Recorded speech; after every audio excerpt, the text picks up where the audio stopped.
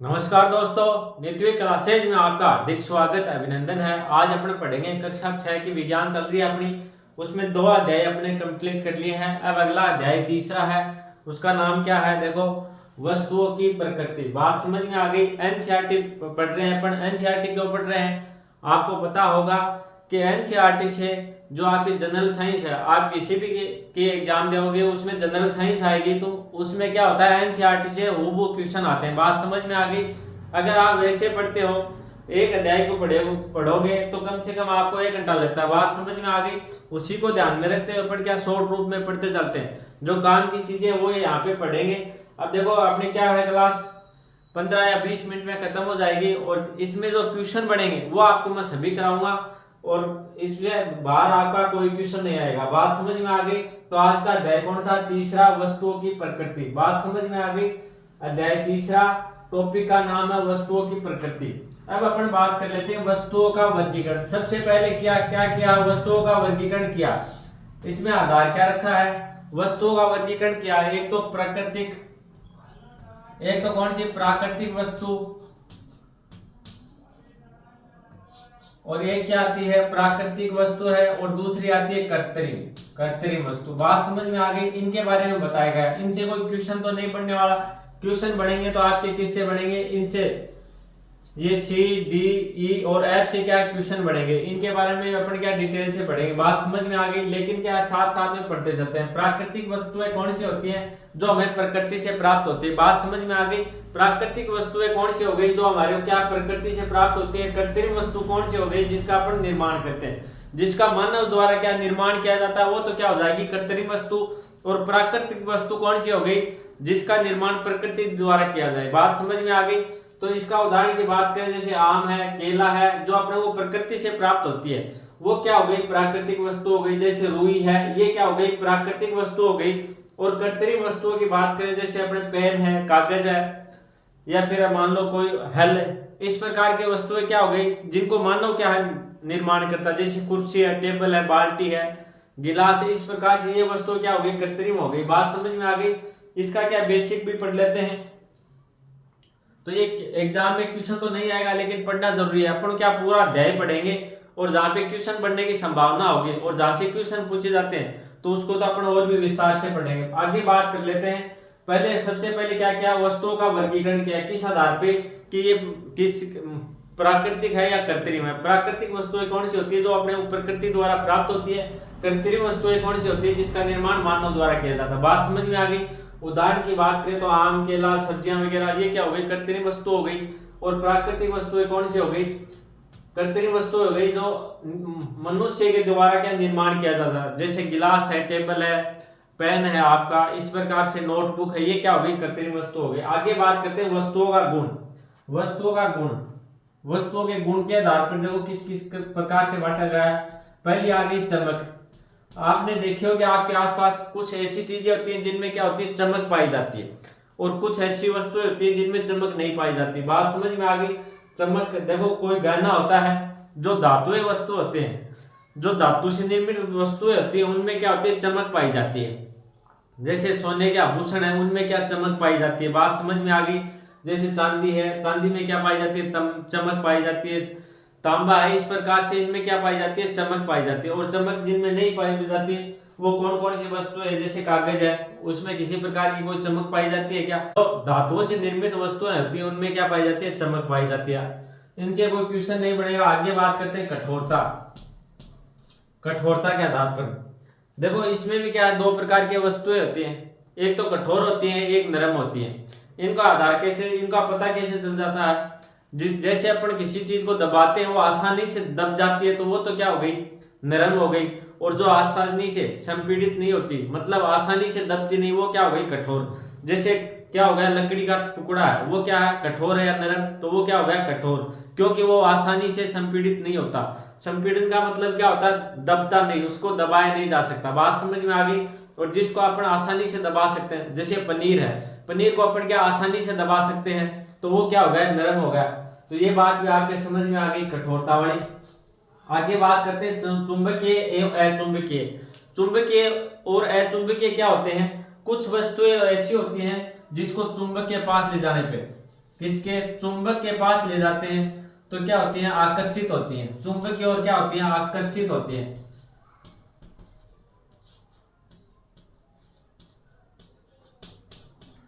जो है ना चुंबक के पास ले जाने पे चुंबक की ओर आकर्षित होती है, वो तो हो गई चुंबकीय, वो क्या हो गई, चुंबकीय हो गई। बात समझ में आ गई। जैसे लोहे के आलपीन है, लोहे की चाबी है, ये क्या होती है, जो चुंबक की तरफ ले जाते हैं तो आकर्षित होती है, इनको क्या बोलेंगे, चुंबकीय पदार्थ बोलेंगे। और जो चुंबक की तरफ आकर्षित नहीं होती, जो आकर्षित नहीं होती, उनको क्या बोलेंगे, अचुंबकीय। उनको क्या बोलेंगे, अचुंबकीय। जैसे आप चुंबक के पास ले जाओ, लकड़ी का कोई टुकड़ा ले जाओ, प्लास्टिक ले जाओ, तो वो क्या आकर्षित होती है, क्या नहीं होती, तो वो क्या हो गई, अचुंबकीय। बात समझ में आ गई। चुंबकीय अचुंबकीय की बात समझ में आ गई। जिसको अपन चुंबक की तरफ ले जाते हैं तो चुंबक की तरफ जो आकर्षित होती है वो तो हो गई चुंबकीय, और जिसको अपन चुंबक के पास ले जाते हैं और आकर्षित नहीं होती, वो क्या हो गई, अचुंबकीय। उदाहरण की बात करें, जैसे कोई लोहे की चाबी है, आलपीन है, ये क्या होती है, चुंबकीय और आकर्षित होती है, तो ये तो हो गई चुंबकीय। और जो चुंबकीय और आकर्षित नहीं होती, जैसे कोई कागज का टुकड़ा है या फिर क्या लकड़ी का टुकड़ा है या प्लास्टिक है, ये क्या चुंबकीय और आकर्षित नहीं होते, तो ये क्या हो गए, अचुंबकीय हो गई। बात समझ में आ गई। आगे बात करें विलेयता और अविलेयता। देखो इनसे क्वेश्चन आ सकता है, इसकी बात करेंगे विलेयता और अविलेयता। पानी में जैसे अपन क्या है, पानी के अंदर क्या होते हैं, जो घुलनशील होते हैं, पानी के अंदर जो आसानी से घुल जाते हैं, वो तो क्या होते हैं, विलेयता। उनको क्या बोलेंगे, विलेयता। और जो पानी में आसानी से घुलनशील नहीं होते, उनको क्या बोलेंगे, अविलेयता। बात समझ में आ गई। विलेयता की बात करें अपन, विलेयता कौन कौन से हैं, जैसे आप क्या जाए, विलेयता किस में पाई जाती है, जैसे चीनी में। चीनी को क्या अपन पानी में मिलाते हैं तो आसानी से पानी के अंदर घुल जाती है। बात समझ में आ गई। पानी के अंदर चीनी मिलाते हैं अपन, जैसे तो उसमें क्या होती है, वो आसानी से घुल जाती है। जैसे चीनी है, नमक है, ये क्या आ गई, विलेय पदार्थ आ गए, ये क्या पानी में आसानी से घुल जाते हैं, तो इनमें इनकी क्या पाई जाती है, विलेयता पाई जाती है। बात समझ में आ गई। ये विलेय पदार्थ है। और जो पानी में आसानी से नहीं घुलते, आसानी से नहीं, कौन से अविलेय कौन से होते हैं,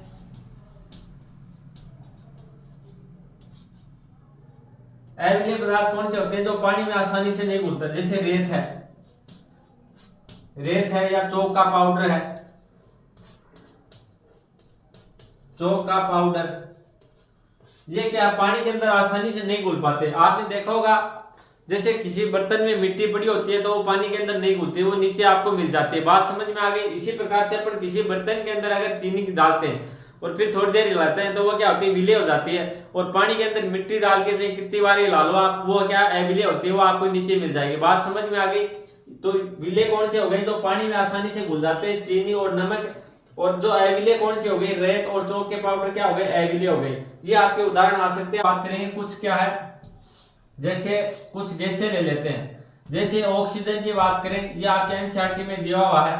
ऑक्सीजन, ऑक्सीजन पानी में विलेय होती है या नहीं होती है, तो इसका आपका आंसर क्या होगा, बताओ। देखें, ऑक्सीजन पानी में विलेय होती है या नहीं होती है, तो ये क्या होती है, आंशिक रूप से विलेय होती है। ये आपको याद रखना, आंशिक रूप से क्या होती है, विलेय। आंशिक रूप से क्या होती है, विलेय होती है ऑक्सीजन।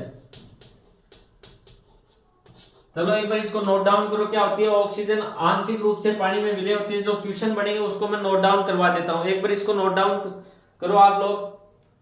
तो विलेयशील पदार्थ क्या क्या हो जाएंगे, मैंने आपको पहले बताया था। जैसे हो गया आपके नमक हो गया, चीनी हो गया, ये क्या हो गए, विलेयशील पदार्थ हो गए। इधर बात कर लेते हैं विलेयशील पदार्थ, रेत और चौक का पाउडर।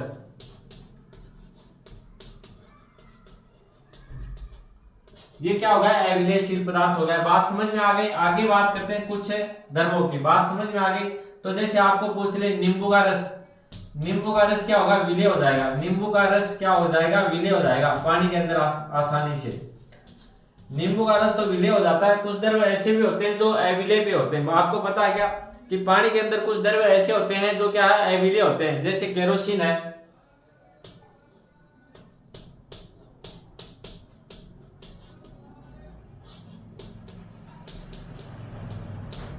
केरोसिन है, तेल वगैरह, ये क्या है, अविलेय होता है। ये पानी के अंदर क्या है, इनका विलेय नहीं होता। बात समझ में आ गई होगी। जैसे आपको मैंने बताया अविलेय कौन से हो गए, अविलेय हो गए, जैसे रेत हो गई, चौक हो गई, ये तो क्या हो गए, अविलेय हो गए। और चीनी, नमक, ये क्या हो गए, विलेय हो गए। और अपन बात करें जैसे केरोसिन है, केरोसिन क्या है, अविलेय। ऑप्शन में आ जाए केरोसिन पानी में विलेय होता है क्या, तो ये विलेय नहीं होता। तेल है जैसे सरसों का तेल, सरसों का तेल ये क्या है, अविलेय होते हैं।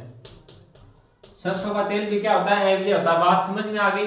इस प्रकार से आपने देखा होगा नींबू का रस क्या होता है, पानी के अंदर पूर्णतः घुल जाता है, तो ये क्या होगा, विलेयशील पदार्थ हो गया। और जो पानी में पूर्णतः नहीं घुलता वो क्या हो गया, अविलेय। तो इसका उदाहरण क्या आ गया, केरोसिन आ गया, तेल आ गया, सरसों का तेल, ये क्या होते हैं, पानी के अंदर विलेय नहीं होते, ये पूरे क्या है, पानी के अंदर नहीं घुलते, तो क्या हो गए, अविलेयशील पदार्थ। अब अपन कुछ गैसों की बात करते हैं, कुछ गैसों की। अगर आपको पूछ ले ऑक्सीजन, ऑक्सीजन का पानी के अंदर विलेय होता है क्या, आप बताओ। देखिए ऑक्सीजन का आगे क्वेश्चन आ जाए, ऑक्सीजन का पानी के अंदर विलेय होता है, ये कथन सत्य है या असत्य, तो मेरे को बताओ ऑक्सीजन क्या होता है। और बात कर लेते हैं अपन कार्बन डाइऑक्साइड की। देखो ये क्वेश्चन आ सकते हैं आपके, कार्बन डाइऑक्साइड, तो इनका बताओ। देखिए मेरे को इन दोनों का, ये पानी में विलेय होता है क्या, ऑक्सीजन, ऑक्सीजन पानी में विलेय होती है क्या, तो आप आंसर क्या दोगे, ये क्या है, आंशिक रूप से, आंशिक रूप से विलेय होती है, आंशिक रूप से क्या होती है, विलेय होती है। बात समझ में आ गई। इसका आंसर क्या होगा, आंशिक रूप से विलेय। और कार्बन डाइऑक्साइड का क्या होती है, ये पूर्ण रूप से विलेय हो जाती है, ये क्या हो जाती है, पानी के अंदर विलेय हो जाती है, ये क्या हो जाती है, विलेय हो जाती है।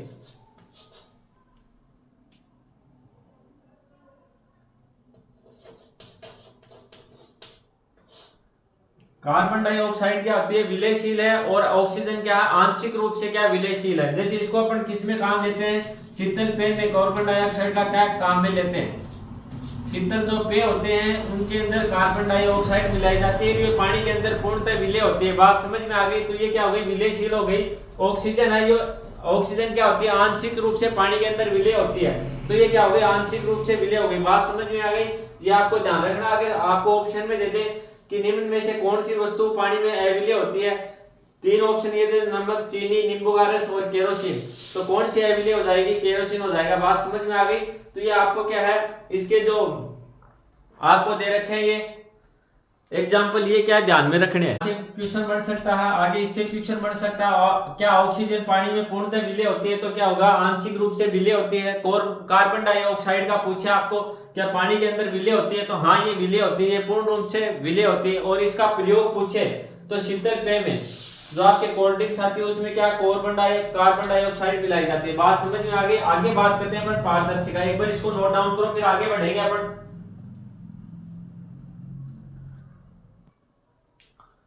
आगे बात करते हैं पारदर्शिता। ये भी आप सभी को पता होगा, जिसके अपन क्या है, आर पार देख सकते हैं, जिसके अपन आर पार देख सकते हैं, वो क्या हो गई, पारदर्शी वस्तु हो गई। बात समझ में आ गई। जैसे कांच है, कांच के अपन क्या आर पार देख सकते हैं, तो वो क्या हो गई, पारदर्शी। कांच क्या हो गया, पारदर्शी हो गया। कांच है, जैसे प्लास्टिक है, ये क्या हो गए, पारदर्शी हो गए। और कुछ धातुएं जैसे लोहा है, लोहा, लकड़ी, ये क्या हो गए, अपारदर्शी, ये क्या हो गए, अपारदर्शी, ये क्या हो गए, अपारदर्शी।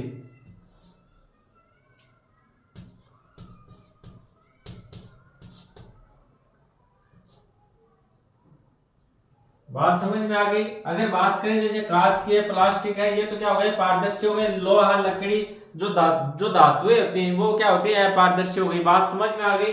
तो देखो इनके उदाहरण दे दे आपको कि कौन सी पारदर्शी है, कौन सी अपारदर्शी है, तो आप क्या आसानी से पहचान सकते हो। पारदर्शी क्या होती है, जैसे इसका उदाहरण हो आ जाएगा स्वच्छ जल,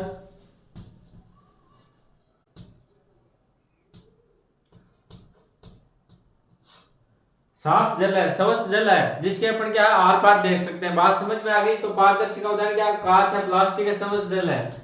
अगर जल क्या है, शुद्ध है, तो उसके क्या अपन आर पार देख सकते हैं। बात समझ में आ गई। अपारदर्शी कौन सा हो गया, लोहा हो गया, लकड़ी हो गया। इस प्रकार से जो धातुएं होती है, इनसे निर्मित जो वस्तुएं होती है, उनके क्या अपन आर पार नहीं देख सकते, तो वो क्या हो गए, अपारदर्शी। बात समझ में आ गई। आगे बात करते हैं अपन पारभासी की। अगर आपको पूछ ले पारभासी, पारभासी क्या होता है, पारभाषिक क्या डेफिनेशन क्या होती है कि ऐसी वस्तुएं जिनके अपन आर पार देख सकते हैं, आर पार तो देख सकते हैं लेकिन साफ नहीं देख सकते। क्या है, उसको आर पार देखने में धुंधला दिखाई देता, वो क्या होती है, पारभाषी। बात समझ में आ गई। ये क्वेश्चन एग्जाम में आ सकता है। पारभाषी क्या होता है, आर पार तो देख सकते हैं, आर पार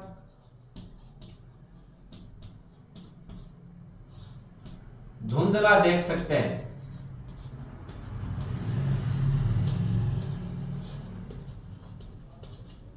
क्या उसके आर पार दिखाई तो देता लेकिन आपने वो स्पष्ट रूप से दिखाई नहीं देता। बात समझ में आ गई। क्या धुंधला दिखाई देता है, वो क्या हो जाती है, पारभाषी। बात समझ में आ गई। न तो साफ दिखाई देता है और ये भी नहीं होता कि दिखाई नहीं देता। जिसके अपन क्या है आर पार देख सकते हैं और धुंधला दिखाई देता, साफ दिखाई नहीं देता, वो क्या हो जाती है, पारभाषी हो गई। बात समझ में आ गई। एक बार नोट डाउन करो फिर आगे बढ़े अपन।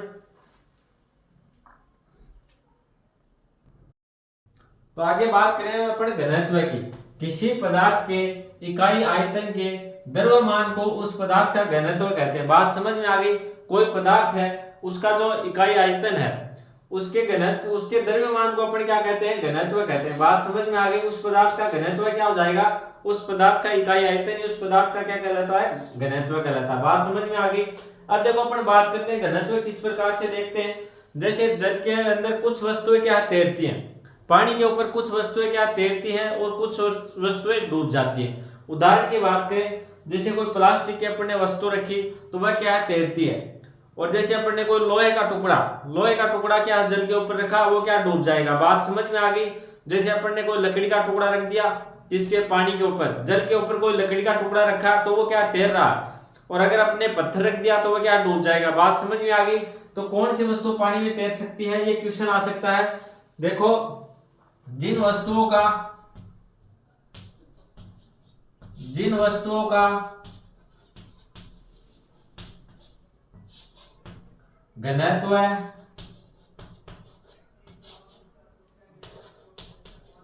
पानी के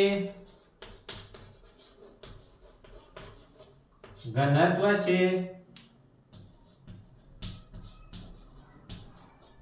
कम होता है। देखो, पानी में कौन सी वस्तु तैर सकती है, जिन वस्तुओं का घनत्व पानी के घनत्व से क्या है, कम होता है। जिसका घनत्व पानी के घनत्व से जो कम होगा वो वस्तुएं क्या तैर सकती हैं। बात समझ में आ गई। जिन वस्तुओं का घनत्व पानी के घनत्व से क्या होगा, कम होगा, वो वस्तुएं क्या पानी में तैर सकती हैं। और कौन सी वस्तु नहीं तैर सकती, नहीं की बात करें तो कौन सी वस्तु नहीं तैरेगी, जिन वस्तुओं का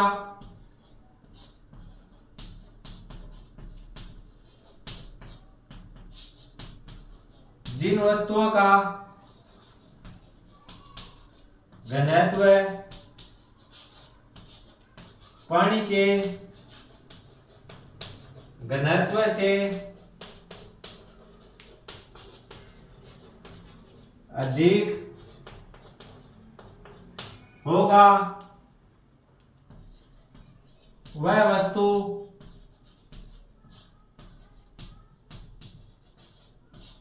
पानी में डूब जाएगी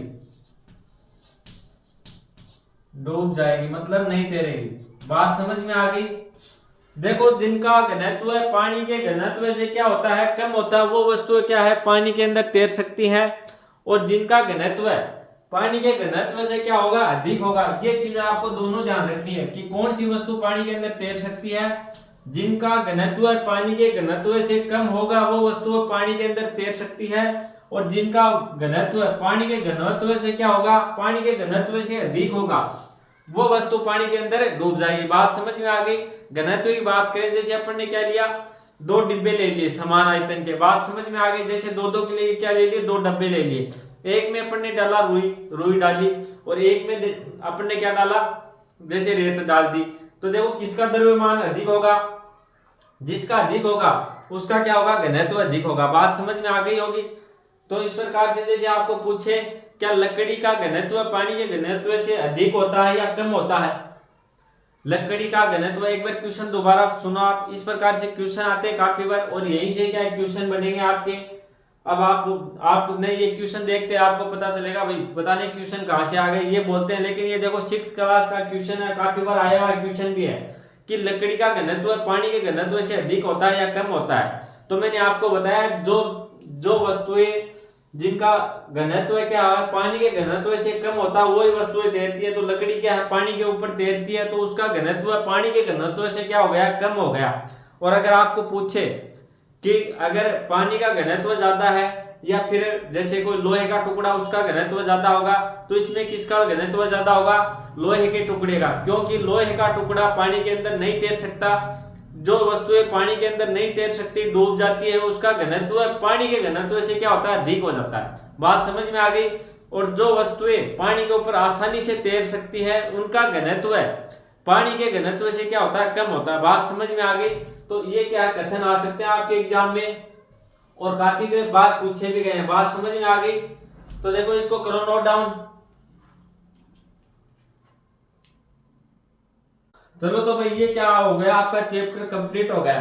चैप्टर छोटा ही है लेकिन इससे क्वेश्चन क्या क्या बनेंगे वो एक बार अपन दोबारा चर्चा कर लेते हैं। अगर आपको पूछे कि ऑक्सीजन है वो पानी में घुलनशील है या नहीं, तो आप क्या बोलोगे, ऑक्सीजन पानी में आंशिक रूप से घुलनशील है। बात समझ में आ गई। एक क्वेश्चन ये हो गया। दूसरा, कार्बन डाइऑक्साइड पानी में घुलनशील है या नहीं, तो ये कार्बन डाइऑक्साइड है ये पानी में क्या पूर्णतः घुलनशील है। तो इसका उपयोग किस में करते हैं, शीतल पेय पदार्थ में इनका उपयोग करते हैं, किसका, कार्बन डाइऑक्साइड का। बात समझ में आ गई। आगे बात करते हैं। जैसे आपको इससे आगे बात करें, जैसे आपको देते केरोसिन पानी में घुलनशील है या नहीं, तो केरोसिन है ना पानी के अंदर अविलीय होता है, वो घुलनशील नहीं होता। बात समझ में आ गई। पानी के अंदर केरोसिन है, सरसों का तेल है, ये क्या पानी के अंदर पूर्णतः नहीं घुलते। बात समझ में आ गई। आपने देखा होगा पानी की सतह पर ये क्या तैरते रहते हैं। आगे बात करें, जैसे आपको दे दे रेत, रेत भी क्या पानी के अंदर नहीं घुलती, चौक का पाउडर भी नहीं घुलता। जैसे आपको नमक दे दे, नमक क्या पानी के अंदर घुलनशील है। बात समझ में आ गई। चीनी है वो क्या पानी के अंदर घुलनशील है। जैसे नींबू का रस है ये क्या पानी के अंदर आसानी से घुल जाते हैं। बात समझ में आ गई। उससे आगे अपन ने बात की थी घनत्व की। तो सबसे पहली बात तो यह हो गई घनत्व किसे कहते हैं, तो किसी पदार्थ के इकाई आयतन के द्रव्यमान को उस पदार्थ का घनत्व कहते हैं। कोई पदार्थ है उसका इकाई आयतन ही क्या कहलाता है, उसका घनत्व कहलाता है। बात समझ में आ गई। अब देखो आगे बात करते हैं पानी में कौन सी वस्तु तैर सकती है कौन सी नहीं तैरेगी। जिन वस्तुओं का घनत्व अधिक होगा, पानी से जिन वस्तुओं का घनत्व अधिक होगा वो पानी के अंदर नहीं तैरेगी, और जिन वस्तुओं का घनत्व पानी से क्या होगा, कम होगा, वो वस्तुएं क्या है पानी के अंदर तैरेगी। बात समझ में आ गई होगी। तो इस प्रकार से क्वेश्चन आ सकते हैं। जैसे आपको कोई उदाहरण दे दे कि लकड़ी पानी के अंदर तैरती है, तो इसका कारण क्या है। जैसे आपको क्वेश्चन दे दे लकड़ी पानी के अंदर तैरती है, तो नीचे दे दे कि इसका घनत्व जल के घनत्व से अधिक है या इसका घनत्व जल के घनत्व से कम है, तो आपको आंसर क्या होगा, इसका घनत्व जल के घनत्व से कम है। बात आ गई होगी आसानी से समझ में। चलो तो भाई आज के लिए इतना ही, नोट डाउन कर लिया होगा। अगर आपको वीडियो अच्छा लगे तो लाइक कर देना, शेयर कर देना, और अगर आप चैनल पे नए हो तो सब्सक्राइब जरूर कर लेना। धन्यवाद।